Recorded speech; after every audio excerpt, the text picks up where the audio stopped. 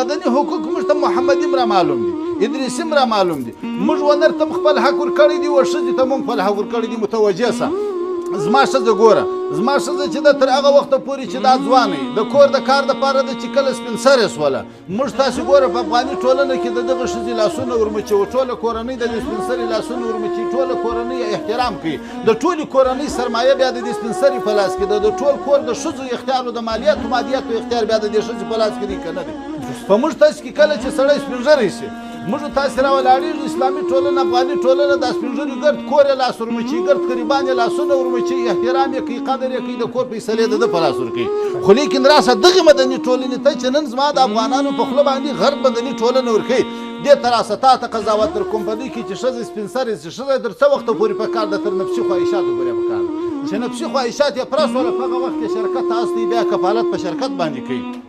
سړی چې سپین ږیری شو تر هغه وخته پورې په کار دی چې په دې پیسې ګټلی شولې، کله چې د پیسو د ګټې ولوېدې بیا احترام ختم دی، بیا د پلار شرافت ختم دی، بیا د اکا شرافت ختم دی، بیا یې شرکت ته ورکوي، کفالت یې په شرکت باندې کوي. داسې قضاوت وکړي چې مدني حقوق دا موږ ښه برپایه کولی شو، مسلمانان که انګریزانو ښه برپایه کړي دي، هېڅ شی نشته وروره.